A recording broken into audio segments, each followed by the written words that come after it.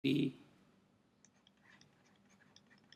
debt investment, atau kalau di Indonesia kita nyebutnya sebagai obligasi ya.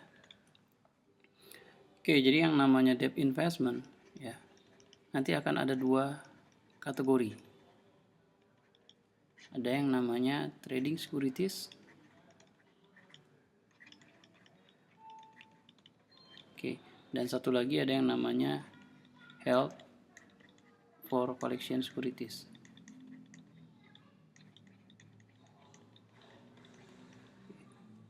Nah, biasanya di US GAAP ya, itu nyebutnya held to maturity. Ini sama ya. Oke, apa bedanya trading securities dengan held for collection securities? Jadi yang namanya trading securities sama seperti investasi saham ya. Jadi pembelian obligasi ini tujuannya untuk dijual kembali, biasanya itu dalam kurun waktu kurang dari 1 tahun ya. Sedangkan yang namanya held for collection securities, ketika obligasi ini dibeli ya, tujuannya itu akan dipegang hingga jatuh tempo ya. Jadi tujuannya itu bukan untuk dijual kurang dari 1 tahun atau lebih dari 1 tahun, tapi akan dipegang hingga jatuh tempo ya. Jadi yang namanya obligasi ya, itu kan biasanya ada yang namanya kupon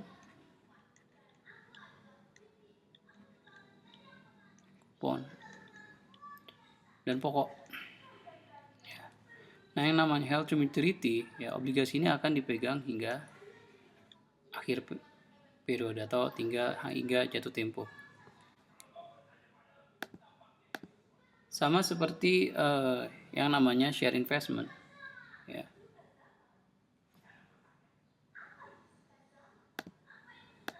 Sama seperti yang namanya share investment ya, isu dari debt investment, akuntansi untuk debt investment itu juga ada 3. Yang pertama recording ya,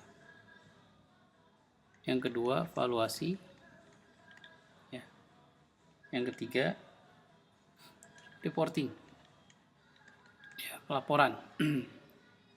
Nah, recording ini artinya gimana kita mencatat transaksi dari debt investment ya. Jadi kalau di debt investment biasanya transaksinya itu ada pembelian, terus ada penerimaan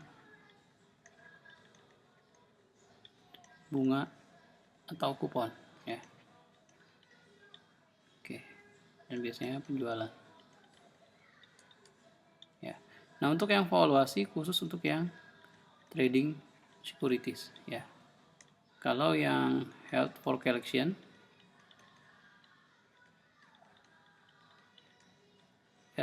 securities tidak ada yang namanya valuasi ya. Jadi khusus untuk yang trading securities ya. Nah, reportingnya nanti reportingnya itu karena ada 2 jenis ya. Ada yang trading, ada juga yang held for collection ya. Karena ini tujuannya itu akan dijual kurang dari 1 periode akuntansi, maka ini kita anggap sebagai current asset. Sedangkan yang held for collection itu long term asset ya.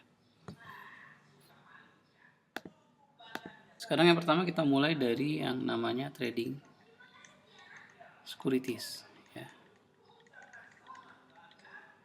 Oke. Nah, biasanya transaksi pertama itu transaksi pembelian ya. Jurnalnya simple, debt investment pada cash. Nah, waktu pembelian ya, nanti biasanya tuh ada juga yang namanya isu yang namanya accrual interest ya. Apa itu accrual interest?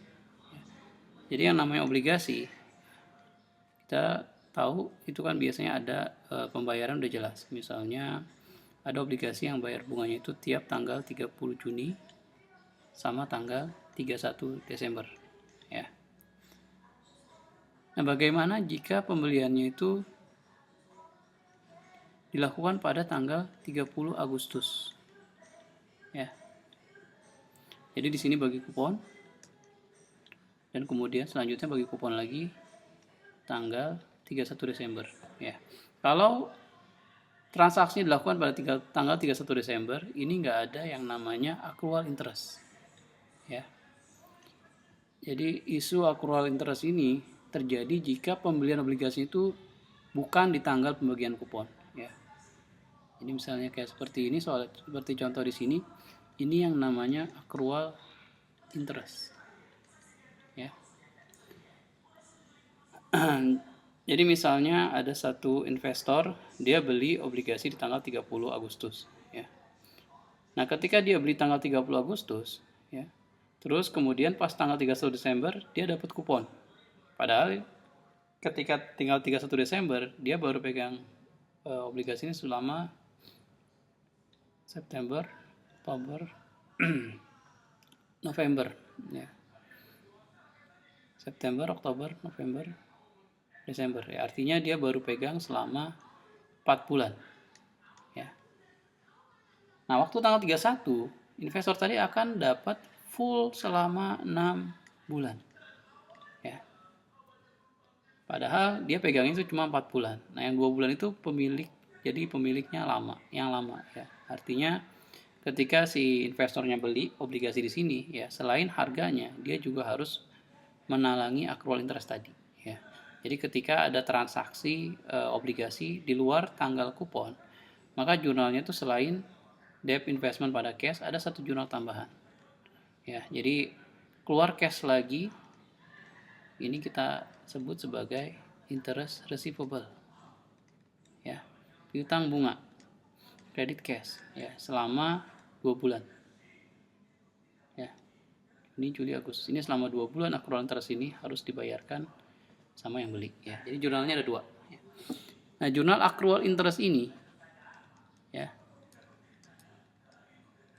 ini hanya ketika pembelian itu bukan di tanggal pembagian kupon. Ya. Kalau di pembagian kupon ini nggak ada. Ya.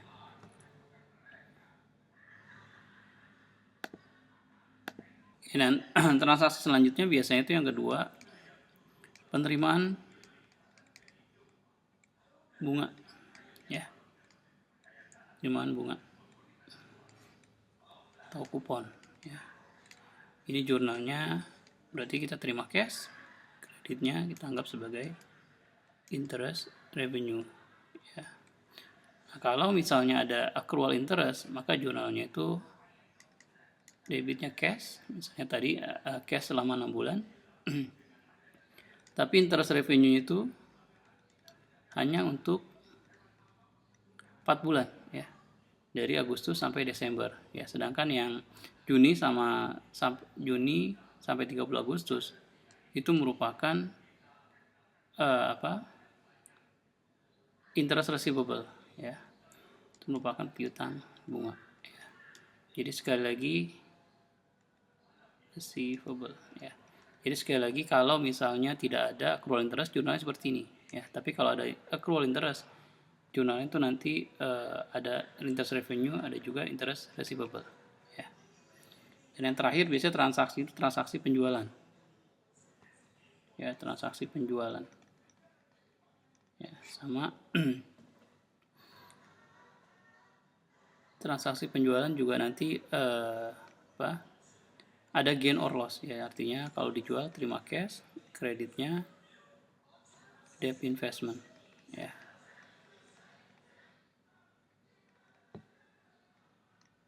Terus ya biasanya ada misalnya ada gain, ya, credit gain on sale, ya.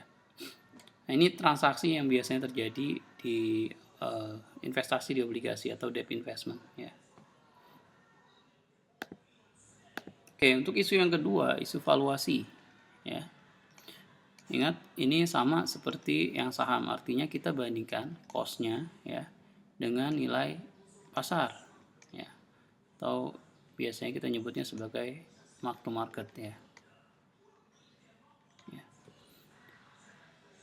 Nah, ketika ada perbedaan antara cost dengan harga pasar, ya, maka nanti kita akan timbul yang namanya unrealized gain atau loss. Ya, ini perlakuan sama persis seperti yang namanya investasi di saham ya. Jadi ketika misalnya harga bondsnya ya atau harga debt investmentnya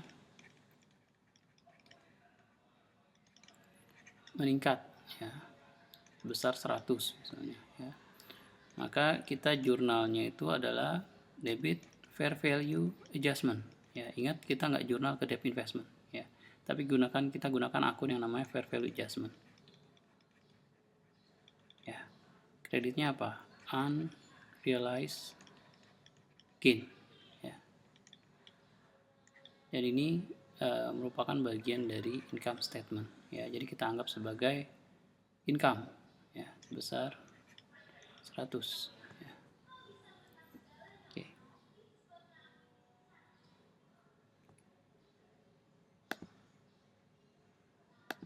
Oke, selanjutnya untuk yang jenis debt investment yang kedua yang namanya held for collection ya, held for collection securities ya, atau kita singkat HCS ya, held for collection securities.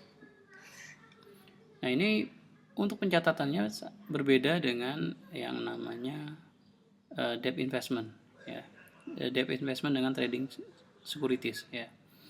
Artinya tujuan dari investor ini untuk memiliki obligasi ini itu akan dipegang hingga jatuh tempo. Jadi yang namanya valuasi ya atau mark to market ini tidak relevan dengan debt investment ini, dengan obligasi ini. Maka tidak ada yang namanya mark to market di HCS ya. Oke, artinya kita menggunakan yang namanya metode amortisasi ya. Ya. Jadi misalnya ada investor beli obligasi di harga 98 ya. 98 ya. 98% ya. Oke. Nah, obligasi ini ya ketika jatuh tempo akan balik ke 100 ya. Kenapa? Karena ketika jatuh tempo obligasi pasti dilunasi di nilai nominalnya. 100% dari nilai nominal ya.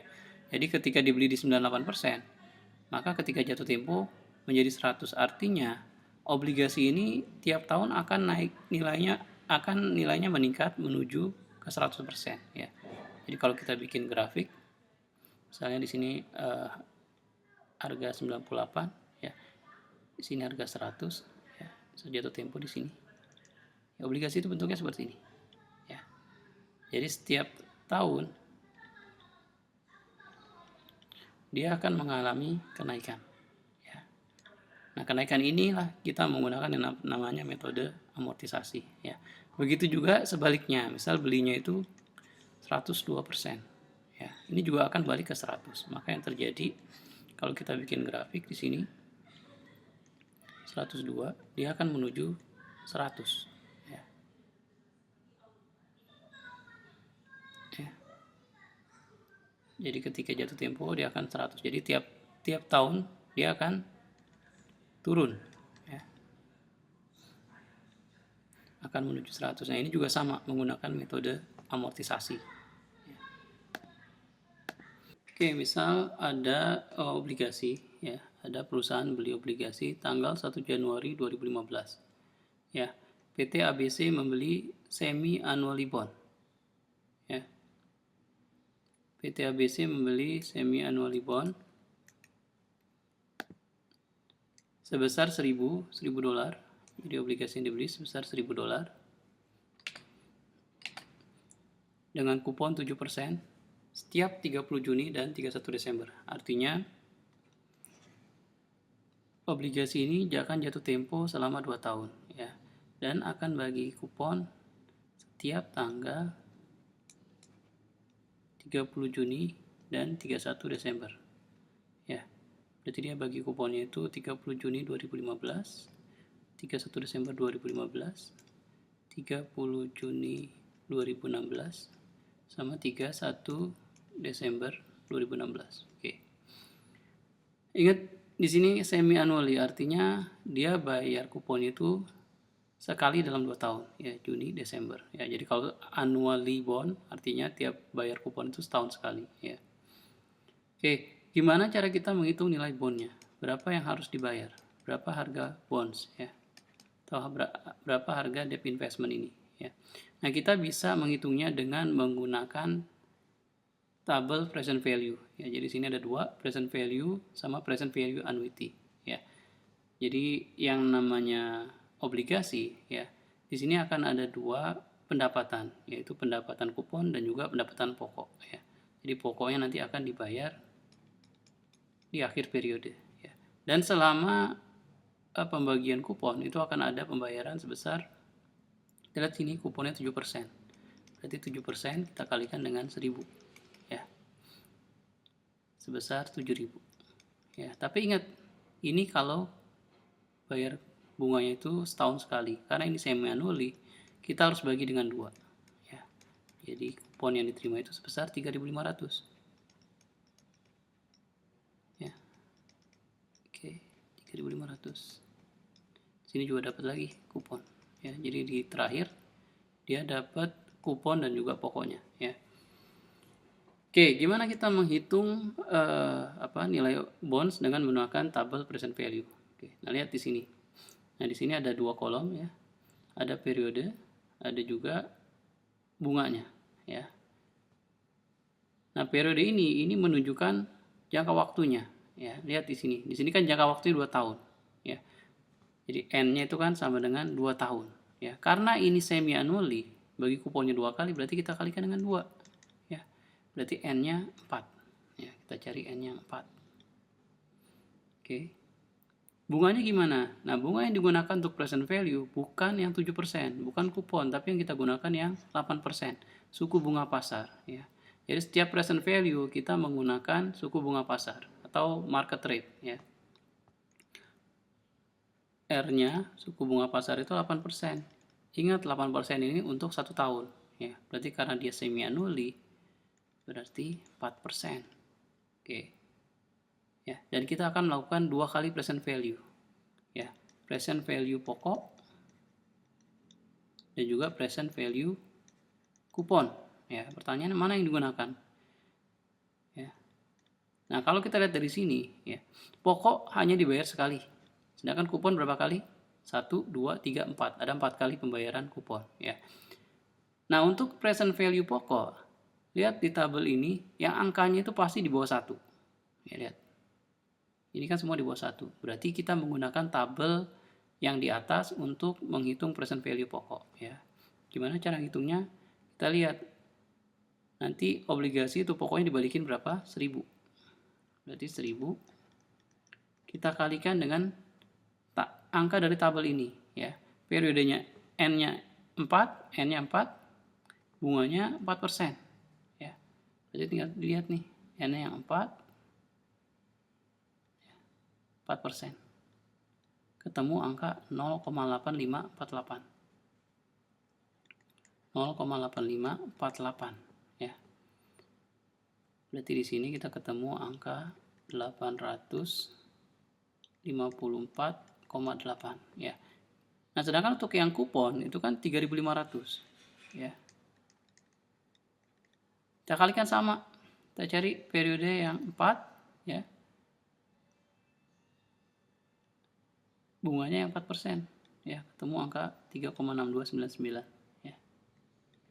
6299. Ya.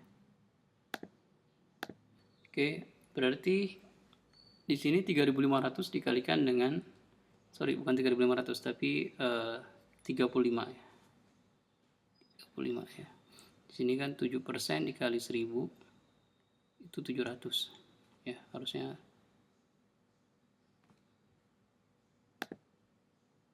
Harusnya sini bukan 700, ya, tapi 70. Ya, 70 dibagi 2 berarti ketemunya 35. Berarti di sini present value dari kuponnya 35, ya.